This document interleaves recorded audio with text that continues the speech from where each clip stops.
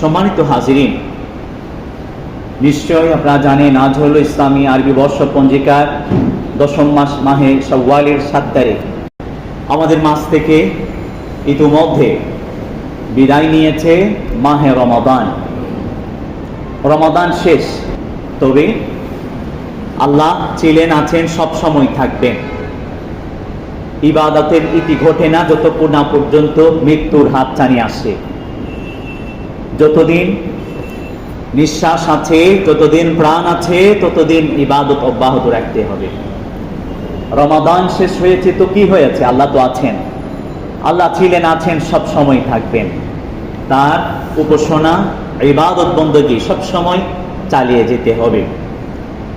রমাদানের ইতি বা শেষ হওয়া বড় একটি মেসেজ দিয়ে যায়। পৃথিবীর সব কিছু ক্ষণস্থায়ী, অস্থায়ী, সব কিছু শেষ হয়ে যাবে। এই একটি মাসে কি না ছিল? রহমত ছিল আল্লাহর পক্ষ থেকে, মার্জনা এবং নাজাতের ঘোষণা ছিল, বারাকাহ ছিল, পারস্পরিক হৃদ্যতা, সম্প্রীতি, ভালোবাসার সমুদয় ছিল। কি না ছিল? সবই ছিল, কিন্তু সমুদয় হলো ক্ষণস্থায়ী, স্থায়ী নয়। এই রমাদান আমাদেরকে মেসেজ দিয়ে যায় এভাবে আমাদের জীবন একটি রমাদান তুল্য, যেখানে বিভিন্ন আইটেমস আছে। যেই জীবন একটি বাগান তুল্য, যেই বাগানে নানা ধরনের পার্টস আছে, যে পার্টসগুলোতে বিভিন্ন ধরনের ফলমূল রয়েছে। আমাদের দায়িত্ব হচ্ছে আল্লাহর ঘোষণা অনুপাতে আইয়ুকুম আহসানু আমালা, সর্বোৎকৃষ্ট আমল করে আল্লাহর সন্তুষ্টি অর্জন করা। প্রিয় হাজরিন, একজন ব্যক্তিকে 3টি শর্ত দিয়ে একটি বাগানে ঢুকিয়ে দেওয়া হলো। এ নাও একটি ঝুড়ি, এ বাগানে প্রবেশ করো। ঝুড়ির পর প্রবেশ করতে আসরের আগেই তোমাকে বের হতে হবে। বাগানের সর্বোৎকৃষ্ট ফলমূল নিয়ে এই ঝুড়ি ভরা করে, পূর্ণ করে তুমি বের হবে, তবে তুমি সফল হবে। যাকে এ কথা বলা হলো সে চিন্তা করলে এটা একটা ব্যাপার হলো। জোহর থেকে আসর পর্যন্ত সময়, বিশাল একটা সময়। আর বাগান তত বেশি বড় না, বিভিন্ন পার্টস আছে বটে। আমি এক একটি পার্টে ঢুকবো আর সর্বোৎকৃষ্ট ফলমূল দিয়ে আমার ঝুড়িকে আমি ভরাট করব। প্রথম পার্টে ঢুকলো, সেখানে দেখতে পেলো মোটামুটি ভালো ভালো ফলমূল আছে। সে চিন্তা করলো আর একটু সামনে গেলে মনে আরো ভালো ফলমূল পাওয়া যাবে। আর একটু সামনে গেল, দ্বিতীয় পার্টে ঢুকলো, সেখানে দেখতে পেল না, পূর্বের মতো নেই। আরেকটি পার্টে গেল, দেখতে পেল আরো বেশি চমৎকার সেখানে ফলমূল রয়েছে। এটি হলো যৌবনকাল। সে কি করলো? এই অংশ থেকে কিছু ফলমূল সংগ্রহ করে ঝুড়িতে নিল। সে চিন্তা করলো মনে হয় সামনে আরো বেশি ভালো উৎকৃষ্ট ফলমূল পাওয়া যাবে, সামনে চলে যায়। তারপর শুরু হয়ে গেল বার্ধক্য এবং পৌরাত্য। এই বাগানে 5টি পার্ট আছে। আমাদের জীবনে যেমন আয়ুষ্কালের 5টি স্তর আছে: শিশু, শৈশব, কৈশোর, যৌবন, পৌর এবং বার্ধক্য। প্রিয় হাজিরিন, দেখতে দেখতে কখন জানি এই জীবনের ইতি ঘটে যায় আমরা কেউই জানি না। রমাদান শেষ, আল্লাহ ছিলেন, আছেন, সব সময় থাকবেন। আসুন আমরা রমাদান মুবারকের যে স্পৃহা ছিল ইবাদতে, সেই স্পৃহাকে মুখে ধারণ করে আমরা পুরো বছর জুড়ে আল্লাহর ইবাদত পালনের ক্ষেত্রে ইস্পাত কঠিন সংকল্প গ্রহণ করি, ইস্পাত কঠিন সংকল্পবদ্ধ হই। প্রিয় হাজিরিন, আল্লাহ বলেন সব কিছুই ক্ষণস্থায়ী, এই দুনিয়ার কোনো কিছু স্থায়ী নয়। বাল তুসিরুনাল হায়াতাদ দুনিয়া, কিন্তু আমাদের যে অবস্থান তা হলো বিপরীত মেরুতে। অর্থাৎ আমরা পরকালীন জীবনকে পায়ুজি না দিয়ে পার্থিব জীবনকেই পায়ুজি দিয়ে থাকি। আমাদের মাঝে এমন অনেক আছেন যারা রমাদানে বড় ধামধুমের সঙ্গে, গুরুত্বের সঙ্গে ইবাদত বন্দেগীতে আত্মনিমগ্ন ছিলেন, আমলে সালেহ করতেন, কুরআন কারীমের তিলাওয়াত করতেন, তারাবিহের সালাত আদায় করতেন, কিয়ামুল লাইল আদায় করতেন, সাদাকাত করতেন। কিন্তু রমাদান শেষ, সব কিছু যেন স্তব্ধ হয়ে গেল, বন্ধ হয়ে গেল। আল্লাহ বলেন ওয়ালা তাকুনু কাল্লাতী নাকাদাত গাজলাহা মিন বা'দি কুওয়াতিন আনকাসা, তুমি এই ইবাদতগুলো করতে করতে যেন জান্নাতের দ্বার প্রান্তে পৌঁছে গিয়েছিলে, আরো করতে থাকো, ডিরেক্ট সোজা জান্নাতে প্রবিষ্ট হতে পারবে। বন্ধ করে দিলে কেন ওই নারীর মতো? ওই নারীর মতো হয়েও না যে নারী তার বেনি বাঁধতে গিয়ে পূর্ণত্ব সাধনের পূর্বেই সেই বেনি আবার খুলে ফেলে, বেনি বাঁধতে শুরু করেছে, শেষের দিকে প্রায় আবার খুলে ফেলে, সে যেন ব্যর্থই হলো, অসফল হলো। আমাদের যদি সফলতা অর্জন করতে ইচ্ছা হয় তাহলে এই ধারাবাহিকতা অব্যাহত রাখতে হবে। ধারাবাহিকতা যে স্পিরিট ছিল এটিকে পুরো বছর জুড়ে ধারণ করে রাখতে হবে। প্রিয় হাজরিন, শাওয়ালের সবচেয়ে বড় কর্মসূচি হচ্ছে 6 রোজা। শাওয়ালের 6 রোজা, যে 6 রোজা কেন্দ্রিক আমরা পূর্বে যে আলোচনা, ঈদের দিবসে আলোচনা করেছিলাম, বলেছিলাম রমাদান পরবর্তী কেউ যদি এই 6টি রোজা রাখে সে যেন পুরো বছর জুড়ে সিয়াম সাধনা করলো, অনুরূপ ভাবে সে যেন পুরো জীবন জুড়ে সিয়াম সাধনা করলো। কিভাবে? রমাদান মুবারকের 30টি রোজা আর শাওয়ালের 6টি রোজা হইল কয়টা? 36টা। কোন একটি পুণ্যময় কাজ করলে অন্তত পক্ষে সওয়াবের সর্বনিম্ন প্যাকেজ হলো, স্তর হলো 10টি। এই 36কে 10 গুণান্বিত করলে কত বের হয়? 360। বছরের দিন কয় দিন? 360 থেকে 65 দিন। তাহলে পুরো বছর সিয়াম সাধনা একটা বিষয় চলে আসে। যদি কোনো ব্যক্তি পুরো জীবন জুড়ে এই ইবাদতের ধারাবাহিকতা অব্যাহত রাখেন, রমাদানের সিয়াম সাধনাও করেন, শাওয়ালের 6টি রোজাও রাখেন, ওই ব্যক্তি পুরো জীবন জুড়ে সিয়াম সাধনা করেছেন বলে সাব্যস্ত হবে। সুবহানাল্লাহ। অত্যন্ত ফজিলতে আমরা যেন শাওয়ালের 6 রোজা কোনোভাবে হাতছাড়া না করি। এই 6 রোজা ধারাবাহিকভাবেও রাখতে পারি, বা মাঝখানে ফাতরাত নিয়ে পস নিয়েও রাখতে পারি। ধারাবাহিকভাবে 6টি একসাথেও রাখলাম, একদিন পর একদিন রাখলাম, এটি হলো সৌমে দাউদ, অত্যন্ত ফজিলতপূর্ণ, রাখতেই পারি।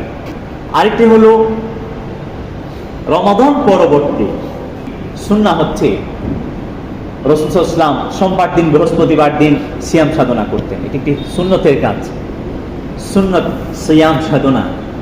আরেকটি হলো আইয়ামে বীজের সিয়াম সাধনা। আমরা যেন এগুলো আদায় করি, এগুলো আদায় করলে আমরা পুরো জীবন জুড়ে সিয়াম সাধনার ফজিলত প্রাপ্ত হব। সিয়াম সাধনার ফজিলত কি? আস-সাওমুলি ওয়া আনা আজজি বিহি। আল্লাহ বলেছেন সিয়াম সাধনার ফজিলত হলো এত বেশি, তার সওয়াব দেওয়ার ক্ষেত্রে আমি কোনো ধরনের প্যাকেজ মেনটেন করি না। সওয়াবের প্যাকেজের যে সর্বনিম্ন স্তর, সর্বোচ্চ স্তর, এগুলো আমি দেখি না। আমি আমার মতো করে ইচ্ছানুপাতে সওয়াব দিয়ে বান্দার আমলনামাকে ঠাসা করে দিয়ে বান্দাকে সোজা জান্নাতে প্রবিষ্ট করিয়ে দেব। সুবহানাল্লাহ। প্রিয় হাজিরিন, মানুষের অনেক পাওনা দাওনা থাকে, এগুলোর ক্ষেত্রে আল্লাহ কি করবেন? মানুষের পাওনা দাওনা যেন শোধ করতে পারেন দুনিয়াতে সেই ব্যবস্থা করে দেবেন। আর পরকালীন জীবনে ছোটখাটো যে সমস্ত বিষয়গুলো থাকে, যেমন মানুষকে মার দেয়া, মানুষের যে সম্মান ইজ্জত আবরুকে নষ্ট করা ইত্যাদি ইত্যাদি, এগুলোর ক্ষেত্রে আল্লাহ কি করবেন? ওই বান্দাকে আল্লাহর পক্ষ থেকে বোঝ দিয়ে যে সিয়াম সাধক তাকে মুক্ত করে জাহান্নাম থেকে জান্নাতে প্রবিষ্ট করিয়ে দেবেন। এজন্য আমরা সবাই রোজাদার হতে চাই, শুধু রমাদান নয়, পুরো বছর জুড়ে। আল্লাহ আমাদের তৌফিক নসিব করুন, আমিন। প্রিয় হাজিরিন, রমাদান শেষ হয়ে গেল, তাই বলে কি ইবাদত শেষ? আমল করা শেষ? কোরআন কারীমের তিলাওয়াত করা শেষ? তাহাজ্জুদের সালাত আদায় করা শেষ? না, আমরা মাত্র ট্রেনিং গ্রহণ করলাম, আমরা এগুলোকে প্র্যাকটিস করব পুরো বছর জুড়ে ইনশাআল্লাহুল আজিজ। একজন প্রখ্যাত আলেম ছিলেন যার নাম হলো বিশির আল হাফি রাহমাতুল্লাহি আলাইহি। তাকে প্রশ্ন করা হলো, প্রথম ব্যক্তি কি দেখা যায় রমাদানে অনেক বেশি ইবাদত করে, তারাবির সালাত আদায় করেন, কিয়ামুল লাইল আদায় করেন, দান সাদাকাত করেন, বিভিন্ন ধরনের ইবাদতের আইটেমগুলোতে তারা স্পর্শ করে অবদান রাখেন, কিন্তু রমাদান চলে গেলে তাদের ইবাদত বন্ধ হয়ে যায়। তখন বিশির আল হাফি বললেন, ওই ব্যক্তি তো রমাদানের ইবাদত করলো, আল্লাহর ইবাদত করলো না। আল্লাহ তো ছিলেন, আছেন, সব সময় থাকবেন। আল্লাহর ইবাদত কখনো শেষ হয় না। আল্লাহ সব সময় আছেন, সব সময় থাকবেন, আল্লাহর ইবাদত সব সময় করেই যেতে হবে। যে ব্যক্তি শুধু রমাদানে ইবাদত করলো, পুরো বছর জুড়ে আর ইবাদতের তোয়াক্কা করে না, গুরুত্ব দেয় না, ও ব্যক্তি যেন রমাদানের ইবাদত করলো, আল্লাহর ইবাদত করলো না। যে বা যারা আল্লাহর ইবাদত করে, তাদের মনে রাখা উচিত আল্লাহ ছিলেন, আছেন, সব সময় থাকবেন। আমৃত্যু তার ইবাদত করে যেতে হবে।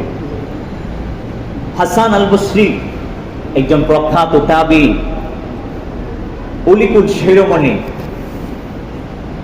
তাকে বলা হলো, আমরা অনেককে দেখি রমাদানে অনেক ইবাদত বন্দেগী করেন, কিন্তু রমাদানের পরবর্তী সমস্ত ইবাদত বন্দেগী বাদ দিয়ে দেন। পূর্বের যে পেশা, নেশা, অভ্যাস, সেগুলোতে মেতে উঠেন। তখন হাসান বসরি রহমতুল্লাহ আলাইহি বলেছেন, মুমিনের জীবনে ইবাদতের কোন সীমাবদ্ধতা নেই। মুমিনের জীবনে আমল নির্দিষ্ট সময়ের সাথে সীমাবদ্ধ নয়, বরঞ্চ হাত্তাল ইয়াকিন, হাত্তা আতাহুল ইয়াকিন, মৃত্যু আসা পর্যন্ত মুমিনকে ইবাদত বন্দেগী চালিয়ে যেতে হবে। অল্প অল্প হলেও চালিয়ে যেতে হবে যদি সফলতা অর্জন করতে চায়। এ হলো লৌকিক জীবনের চূড়ান্ত সাফল্য, পরকালীন জীবনের চিরমুক্তি অর্জন করতে চায়। এরপরে তিনি কোরআন কারীমের সূরাতুল হাজারের আয়াত পাঠ করলেন, ওয়া'বুদ রাব্বাকা হাত্তা ইয়াতিয়াহুল ইয়াকিন। তুমি তোমার পালনকর্তার ইবাদত বন্দেগী করো কতক্ষণ? হাত্তা আতাহুল ইয়াকিন, যতক্ষণ না পর্যন্ত মৃত্যু আসে। মৃত্যু হাতছানি দেওয়ার আগ পর্যন্ত আমাদেরকে আল্লাহর ইবাদত বন্দেগী করে যেতে হবে যদি সফলতা অর্জন করতে চায়। ইভেন যখন মৃত্যু হাতছানি দেবে, মৃত্যুর ঘনঘটা যখন আচ্ছন্ন হবে, তখনও এক সাহাবী নবীজি সাল্লাল্লাহু আলাইহি সাল্লামকে এসে বললেন, ইয়া রাসূলুল্লাহ সাল্লাল্লাহু আলাইহি ওয়াসাল্লাম, আমি আপনাকে জিজ্ঞাসা করতে চাই, কোন ইবাদতটি সর্বোৎকৃষ্ট ইবাদত, সবচেয়ে ফজিলতপূর্ণ ইবাদত, যে ইবাদত আমাকে জান্নাত পর্যন্ত পৌঁছিয়ে দেবে? তখন নবীজি সাল্লাল্লাহু আলাইহি সাল্লাম বললেন, আন তুফারিকাদ দুনিয়া ওয়া লিসানুকা রুতাবুন মিন যিকরিল্লাহ। তুমি দুনিয়া ত্যাগ করবে, অর্থাৎ মৃত্যুবরণ করবে ওই অবস্থায়, যে অবস্থায় তোমার জবান, তোমার জিহ্বা আল্লাহর জিকির দ্বারা সিক্ত। সুবহানাল্লাহ। এমন যদি হয়, এই ইবাদত তোমাকে জান্নাত পর্যন্ত পৌঁছিয়ে দেবে। সেজন্য মুমিন ব্যক্তির ইবাদত বন্দেগী নির্দিষ্ট সময়ের সাথে সীমাবদ্ধ নয়। আল্লাহ রাব্বুল আলামিন মুমিন বান্দাদেরকে যেন পারলৌকিক জীবনের চূড়ান্ত সাফল্য অর্জন করতে পারেন, সেজন্য ইবাদতের বিভিন্ন মৌসুম দিয়েছেন। কিছু মাস ব্যাপী যেমন রমাদান, কিছু দিন ব্যাপী যেমন ঈদাইন, কিছু হলো রাত ব্যাপী যেমন লাইলাতুল কদর, লাইলাতুন নিসফি মিন শাবান ইত্যাদি। প্রিয় হাজিরিন, কিছু হলো সময় কেন্দ্রিক, সামান্য সময়, যেমন জুমার দিন আসরের পর থেকে নিয়ে মাগরিব পর্যন্ত, এগুলো অত্যন্ত ফজিলতপূর্ণ ইবাদতের মৌসুম। এই শাওয়াল, এটিও একটি ইবাদতের মৌসুম, 6 রোজা পালনের একটি মৌসুম। আল্লাহ পরপর ইবাদতের মৌসুম দিয়ে ফজিলতের কথা শুনিয়ে বান্দাকে প্রকৃত সাফল্যের ধার প্রান্তে পৌঁছিয়ে দিতে চান। এটি আল্লাহর কর্ম। বান্দার কর্ম হচ্ছে প্রকৃত সাফল্যের ধার প্রান্তে পৌঁছা নয়, বরঞ্চ জাহান্নাম থেকে মুক্তি অর্জন করে জান্নাতের প্রবেশাধিকার, সেই প্রবেশাধিকার লাভ করা, এটি বান্দার দায়িত্ব। প্রিয় হাজিরিন, সেজন্য আল্লাহর রহমতের প্রার্থনার বিকল্প নেই। আল্লাহর রহমত ছাড়া আমরা কেউ জান্নাতে যেতে পারবো না। নিজেদের যত সাধ্য আছে, সাধ্য অনুপাতে ইবাদত করব, আল্লাহকে ভয় করব, এরপরে আল্লাহর কাছে রহমতের প্রার্থনা করব। এই প্রার্থনা যেন কেবল রমাদানের সাথে সীমাবদ্ধ না হয়, প্রতিটি ক্ষণ মুহূর্তে আল্লাহর কাছে আল্লাহর রহমতের প্রার্থনা যেন আমরা করি। আল্লাহর কাছে যেন সবসময় চেয়ে যায়, প্রার্থনা করে যায়, মোনাজাত করে যায়। প্রিয় হাজিরিন, মনে রাখবেন, রমাদান চলে গেল, আল্লাহ ছিলেন, আছেন, সব সময় থাকবেন।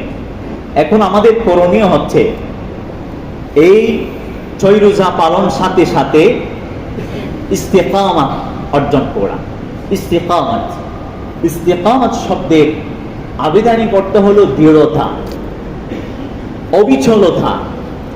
আমরা অবিচলতাপূর্ণ সরল পথের জন্য আল্লাহর কাছে সব সময় প্রার্থনা করে যাই। সূরা ফাতিহায় আছে ইহদিনাস সিরাতাল মুস্তাকিম, এই মুস্তাকিম থেকে ইস্তেকামা, সরল পথ, সবখানে সরলতা, সবখানে দৃঢ়তা, অবিচলতা। প্রিয় হাজিরিন, কোথায় কোথায় আমরা দৃঢ়তা অর্জন করতে পারি? আমরা রমজান জুড়ে সিয়াম সাধনা করেছিলাম তাকওয়া অর্জন করবার জন্য। ইহাল্লাযীনা আমানু কুতিবা আলাইকুমুস সিয়াম কামা কুতিবা আলাল লাযীনা মিন ক্বাবলিকুম লাআল্লাকুম তাত্তাকুন। আমরা তাকওয়া অর্জন করেছি, আলহামদুলিল্লাহ। তাকওয়া তাদের মাঝে অর্জিত হয়েছে, তাদের 6টি বিশেষ গুণবৈশিষ্ট্য, ফিচার্সের কথা আমরা আগে উল্লেখ করেছিলাম। এগুলো আলহামদুলিল্লাহ আমরা অর্জন করেছি। তার মানে আমরা এখন সবাই মুত্তাকি। আল্লাহর পক্ষ থেকে বড় দেয়া একটা সিসি ক্যামেরার নাম হলো তাকওয়া, যেটা প্রাইভেট রুমে, টয়লেটে পর্যন্ত সবখানে সচল অ্যাক্টিভ। এই তাকওয়া নামক সিসি ক্যামেরা যেন সব সময় সঞ্জীবিত, প্রাণবন্ত এবং সব সময় যেন সচল থাকে, এ নিয়ে আমাদের ইস্তেকামা অর্জন করা চাই। তাকওয়া অর্জন করেছি, এই তাকওয়া যেন কোনোভাবে আমাদের অন্তর থেকে, হৃদয় পট থেকে যেন বেরিয়ে না যায়। প্রিয় হাজিরিন, ইস্তেকামা ফিত তাকওয়া। এরপরে ইবাদত করতাম আমরা পুরো রমাদান ধরে। এই ইবাদতগুলোকে যেন আমরা কন্টিনিউ করি। আল ইস্তিকামা ফিল ইবাদাত, ইবাদতের ক্ষেত্রে দৃঢ়তা। প্রিয় হাজিরিন, একটা হাদিস আছে, চমৎকার হাদিস। নবীজি সাল্লাল্লাহু আলাইহি ওয়াসাল্লাম ইরশাদ করেছেন, সাদ্দিদু ওয়া কারিবু, তোমরা কোমর বেঁধে এমন ভাবে ইবাদত করো যেন একেবারে জান্নাতে প্রবেশ করতে পারো। সাদ্দিদু। আর যদি জান্নাতে প্রবেশ নাও করতে পারো ইবাদতের মাধ্যমে, অন্তত কাছাকাছি চলে যাও না, আল্লাহর রহমতের ঠেলায় তোমরা জান্নাতে প্রবেশ করতে পারো। মনে রাখবে, এক্ষেত্রে সবচেয়ে গুরুত্বপূর্ণ বিষয় হচ্ছে ইন্না আহাব্বাল আমালি ইলাল্লাহি আদওয়ামুহা ওয়া ইন কাল্লা।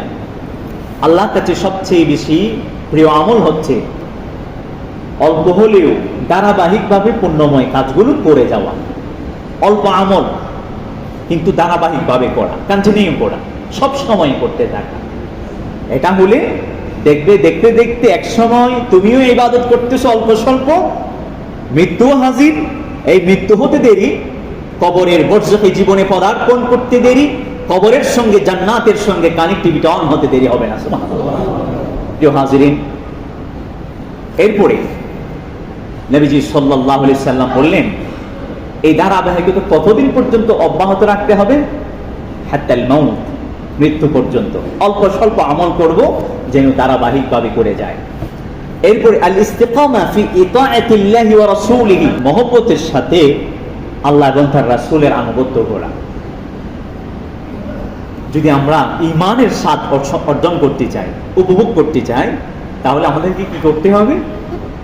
1 নম্বর, আল্লাহ এবং তার রাসূলকে প্রাণের চেয়ে বেশি ভালোবাসতে হবে। ঈমানের যে প্রকৃত স্বাদ সেটি অনুভব করতে পারবে। এবং কাউকে যে মহব্বত করি, এটা আল্লাহর জন্য মহব্বত করতে হবে। কাউকে মহব্বত করি না, দুশ্মনী বিদ্বেষ পোষণ করি, আল্লাহর জন্য করতে হবে। তখন ঈমানের যে প্রকৃত স্বাদ তা অনুভবে আমরা ধন্য হব। এরপরে ইসলাম থেকে বেরিয়ে যাওয়াকে অমনি অপছন্দ করতে হবে যেমনি আমরা কেউই অগ্নিকুণ্ডে নিক্ষিপ্ত হওয়াকে অপছন্দ করি। তবেই ঈমানের যে প্রকৃত স্বাদ তা সাধনে আমরা ধন্য হব। প্রিয় হাজিরিন, আসুন না আমরা আল্লাহ এবং তার রাসূলকে প্রাণের চেয়ে বেশি ভালোবাসি। রাসূলের মহব্বত প্রাণের চেয়ে বেশি হতে হবে, তবেই প্রকৃত মুমিন হওয়ার স্বীকৃতি লাভে ধন্য হব। আন-নাবিয়্যু আউলা বিল মুমিনিনা মিন আনফুসিহিম, তবে আল্লাহর ক্ষেত্রে কোনো তুলনা নেই। নিঃস্বার্থভাবে, তুলনাহীনভাবে যাকে ভালোবাসতে হবে তিনি হলেন আল্লাহ সুবহানাহু ওয়া তাআলা। প্রিয় হাজিরিন, ইস্তিকামা ফিল ইতাআহ আই ফি ইতাআতিল্লাহি ওয়া রাসূলিহি, এরপরে ইস্তিকামত অর্জন করতে হবে আমাদেরকে ফি তিরকি যুনুব ওয়াল মাসি ওয়াল মাআসি। গুনাহ অনেক করেছি জীবন জুড়ে, প্রত্যেকের একটা নির্দিষ্ট বয়স হয়েছে। গুনাহ ছেড়ে দেয়া, আল্লাহর অবাধ্যতা ছেড়ে দেয়া, জেনে শুনে কখনো যেন গুনাহ না করি, জেনে বুঝে যেন আল্লাহর কোনো ধরনের অবাধ্যতা প্রদর্শন না করি। প্রিয় হাজিরিন, রমাদান তো চলে গেল, লাইলাতুল কদর তো চলে গেল, কদর রজনীতে আমাদের অনেকের ভাগ্যে মৃত্যু লিখিত হয়ে গেল, নির্দিষ্ট সময়ে তা হয়ে যাবে, সংগঠিত হবে। প্রিয় হাজিরিন, আসুন না আমরা যেন গুনাহ ছেড়ে দিই। এই ইস্তিকামা কোথায়? ফি তিরকি যুনুবি ওয়াল মাসিয়া ওয়াল মাআসি। গুনাহ ছেড়ে দেওয়ার ক্ষেত্রে, আল্লাহ এবং তার রাসূলের অবাধ্যতা ছেড়ে দেওয়ার ক্ষেত্রে যেন ইস্তিকামত আমরা গ্রহণ করি। এরপরে জীবনকে সাজানোর ক্ষেত্রে ইস্তিকামা। আমরা রমাদানে কিভাবে নিজেদেরকে সাজিয়েছি আমাদের জানা আছে। আমরা কি সুন্দরভাবে আমাদেরকে সাজিয়েছি। অন্তরে কোনো ধরনের দুনিয়ার প্রতি লোভ ছিল না, পরের প্রতি হিংসা বিদ্বেষ ছিল না, অহংকার ছিল না, সদা সর্বদা আল্লাহর ইবাদত মধ্যে নিমগ্ন থাকতাম। অন্তর জুড়ে ভ্রাতৃত্ববোধ সচল ছিল, জাগ্রত ছিল, উদারতা সৌজন্যতা বোধ ছিল, পরের প্রতি উপকার সাধনের মানসিকতা ছিল, অন্তর জুড়ে পরের প্রতি ভালোবাসা ছিল। এগুলো যেন বলবৎ থাকে। প্রিয় হাজিরিন, আমরা আমাদের অন্তরকে সাজিয়েছিলাম কুরআন কারীমের মহব্বত দ্বারা, আল্লাহ তাআলার রাসূলের মহব্বত দ্বারা। আমাদের দেহকে সাজিয়েছিলাম রাসূলের সুন্নাহ দ্বারা। চমৎকার উৎকৃষ্ট কাপড় পরিধান করতাম। ইভেন ঈদের দিবসে চমৎকার সর্বোৎকৃষ্ট কাপড় পরিধান করেছি। এই কাপড়গুলো যেন আমরা ধারণ করি। সবসময় টুপি থাকতো, অন্তত নামাজের সময় টুপি থাকতো। নামাজের সময় চমৎকার একটি কাপড় পরিধান করতাম, যে কাপড় পরিধান করে গুনাহে লিপ্ত হতে পারি না। এই আত-তাযায়্যুন বিল কুরআন, কুরআন কারীম দ্বারা নিজেদেরকে সাজানো, এটি হলো আল ইস্তিকামা ফিত তাযায়্যুন বিল কুরআন। কুরআন কারীমের দ্বারা নিজেদেরকে সাজানো, এই সাজানোর ক্ষেত্রে দৃঢ়তা অর্জন, এটি হলো আজকের আলোচনার একটি মুখ্য বিষয়। আমরা যেন নিজেদেরকে সাজাই সোনার রঙে, কোরআন কারীমের আলোতে।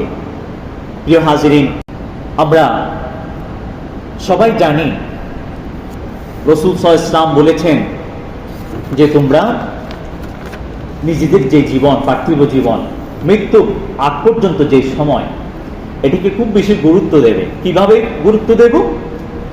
কাইফা নাগতানিম হায়াতানা, এর বেশ কিছু ওয়েস আছে। এক নম্বর হচ্ছে ফরজ ইবাদতগুলো তো আমরা সব সময় ধারাবাহিকভাবে করেই যাব ইনশাআল্লাহুল আজিজ। পাশাপাশি নফল ইবাদতগুলোকে বেশি থেকে বেশি গুরুত্ব দেয়া। আল্লাহ পাক রব্বুল আলামিন একটি হাদিসে কুদসিতে বলেছেন, কোনো বান্দা ফরজ ইবাদত করে আমার নৈকট্য অর্জন করতে পারবে না, কারণ এটা তো ফরজ। এটি আদায় করলে সে আমার ধরাশায়ী থেকে রক্ষা পাবে মাত্র। তবে যদি আমার নৈকট্য অর্জন করতে চায়, তাহলে নফল ইবাদতের ক্ষেত্রে যত্নশীল হতে হবে, তবে আমার নৈকট্য অর্জনে ধন্য হবে। প্রিয় হাজিরিন, সেজন্যই ফরজ ইবাদতের পাশাপাশি নফল যত ইবাদত আছে, এগুলোর ক্ষেত্রে যেন আমরা একটু আচান্তিক হই, সচেতন হই, যত্নশীল হই। যদি আমরা আমাদের জীবনকে সাজাতে চাই, নফল ইবাদত করতে হবে। এই নফল ইবাদত আমাদেরকে আল্লাহর ওলি হওয়ার সৌভাগ্য অর্জনে ধন্য করবে। সুবহানাল্লাহ বলেন। হাদিস এসেছে, নফল ইবাদত করতে করতে বান্দা আল্লাহর এত প্রিয় পাত্র হয়ে যায় যে বান্দার কান আল্লাহর কান হয়ে যায়। সুবহানাল্লাহ। যে কানে সে শুনে, আল্লাহ তার চক্ষু, অর্থাৎ বান্দার চক্ষু আল্লাহর চক্ষু হয়ে যায়। বান্দার হাত আল্লাহর হাত হয়ে যায়। বান্দার পাও কুদরতিভাবে আল্লাহর পাও হয়ে যায়। অর্থাৎ এগুলো সব কিছু আল্লাহর হুকুমে চলে। ওই বান্দা আল্লাহর কাছে দোয়া করতে দেরি, কবুল হতে দেরি হয় না। সুবহানাল্লাহ। সেজন্যে আসুন না আমরা নফল ইবাদতের ক্ষেত্রে একটু যত্নবান হই, সচেতন হই। এরপরে যদি আমরা নিজেদেরকে সাজাতে চাই, আমাদের প্রয়োজন অধিকতর জিকির আজকার করা, স্পেশালি নামাজ পরবর্তী যে জিকিরগুলো আছে। নামাজ শেষ করে প্রথমত বলবো আল্লাহু আকবার। নামাজ শুরু হয় আল্লাহু আকবার দ্বারা, শেষ হবে আল্লাহু আকবার দ্বারা। আস্তাগফিরুল্লাহ আস্তাগফিরুল্লাহ আস্তাগফিরুল্লাহ 3 বার পাঠ করা। এরপরে আছে অন্যান্য জিকির, যেমন আল্লাহুম্মা আইন্নি আলা যিকরিকা ওয়া শুকরিকা ওয়া হুসনি ইবাদাতিক, লা ইলাহা ইল্লাল্লাহু ওয়াহদাহু লা শারীকা লাহু লাহুল মুলকু ওয়া লাহুল হামদু ওয়া হুয়া আলা কুল্লি শাইইন কাদির, আল্লাহুম্মা লা মানি'a লিমা আ'তাইতা ওয়া লা মু'তি লিমা মানা'তা ওয়া লা ইয়ানফা'ু যাল জাদ্দি মিনকাল জাদ্দু। এই সমস্ত ইবাদতগুলো, জিকিরগুলো যেন আমরা নামাজ পরবর্তী ধরে রাখার চেষ্টা করি। এগুলো আমাদের জীবনকে দেখবেন দেখতে দেখতে পরিবর্তন করে দিচ্ছে। আমাদের জীবনে একটা সৌন্দর্য, একটি দিনী রোহানিয়ত যেটা আছে সেটি প্রস্ফুটিত হবে। একটা সুন্দর, আপনাকে কেউ দেখলে বুঝতে পারবে এই ব্যক্তিটা দিনদার, সলেহ, মুত্তাকি। চেহারাই কথা বলে, মানুষের গেট আপ কথা বলে।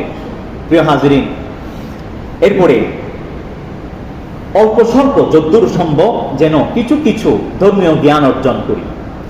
আমাদের জীবন পরিবর্তন হয়ে যাবে, কোরআন কারীমের রঙে রঙিন হয়ে যাবে। এরপরে সালামের যেন প্রসার করি, যার চেয়ে বেশি দ্রুত সম্ভব আগে সালাম দেব।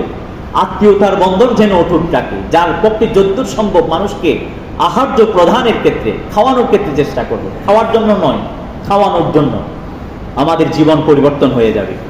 অধিকতর কোরআন তেলাওয়াত করা, মৃত্যু স্মরণ করা, হালাল রিজিক আহরণ করা, পুণ্যময় কাজ করার একটা জাদুয়াল চার্ট তৈরি করা, একইভাবে একটি পরিবারে সুন্দর পরিবেশ তৈরি করা ইবাদতে। এরপরে কোরআন কারীমের থেকে শেখা যে বিষয়গুলো আছে এগুলো প্রচার করা, তাবলীগ করা, আমর বিল মারুফ ওয়ান নাহয়ু আনিল মুনকার, দুষ্টের দমন শিষ্টের পালনে বলিষ্ঠ ভূমিকা রাখা, ভালো কাজে, তাকওয়ার কাজে মানুষকে সহযোগিতা করা। এগুলো করলে কি হবে? এগুলো করলে আমাদের জীবন রঙিন হয়ে যাবে কোরআন কারীমের রঙে।